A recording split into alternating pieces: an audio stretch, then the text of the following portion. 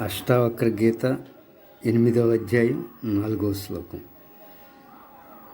అష్టావక్రుడు ఈ అధ్యాయంలో జనకుల వారికి 1వ శ్లోకంలో బంధం గురించి, 2వ శ్లోకంలో మోక్షం గురించి, 3వ శ్లోకంలో బంధ మోక్షాల గురించి చెప్తూ 8వ అధ్యాయం 4వ శ్లోకంలో ఫైనల్ తేల్చి అవతల బారేస్తున్నాడు. ఓ శిష్య విను, యథా నా అహం తథా మోక్షః, యథా అహం బంధనం తథా మత్వా ఇతి హేళయా కించిత్ మా గృహేణ విముంచమా. ఓ శిష్య, యథా నా అహం, ఎవరిలో అయితే అహం లేకపోతే, అంటే నేను చేస్తున్నాను అనేటువంటి కర్తాభావన లేకపోతే వారు ముక్త స్థితిలో ఉన్నట్లే. ఓ జనక, ఎవరిలో అయితే అహం ఉంటే, నేను చేస్తున్నాను అనేటువంటి కర్తాభావన ఉంటే వారు బంధములో ఉన్నట్లే అని తేల్చి అవతల బారేశాడు 2 ముక్కల్లో. చూడండి, ముక్త స్థితి గురించి, బంధనములో ఉండటం గురించి ఎంత తేలిగ్గా బోధించారో అష్టావక్రుడి సూత్రములో.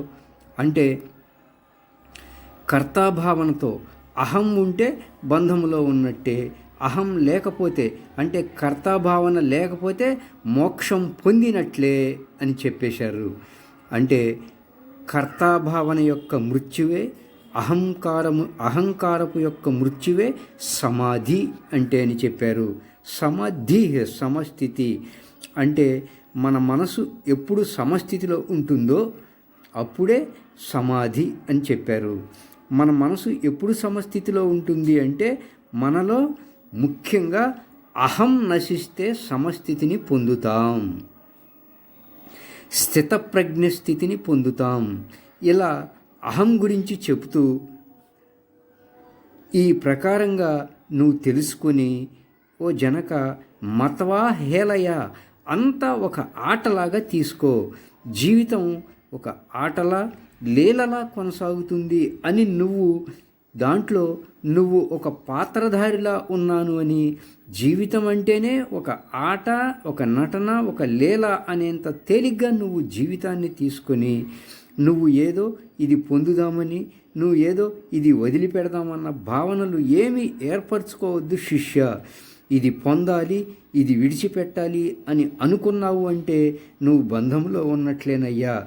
ఆ భావన లేకుండా నువ్వు ఒక ముక్త స్థితిలో అహం లేకుండా ఉండాలి అని చెప్తూ, ఓ శిష్య, ఈ జీవితాన్ని ఒక ఆటలా, లీలగా అంత తేలిగ్గా తీసుకొని ప్రత్యేకంగా దేన్ని పొందాలి అని కానీ దేన్నైనా వదలాలి అనే భావనలు లేకుండా ఒక సహజ ధ్యాన స్థితిలో, ఒక సాక్షి భావనలో నువ్వు ఉండు అని చెప్పారు ఈ అధ్యాయంలో.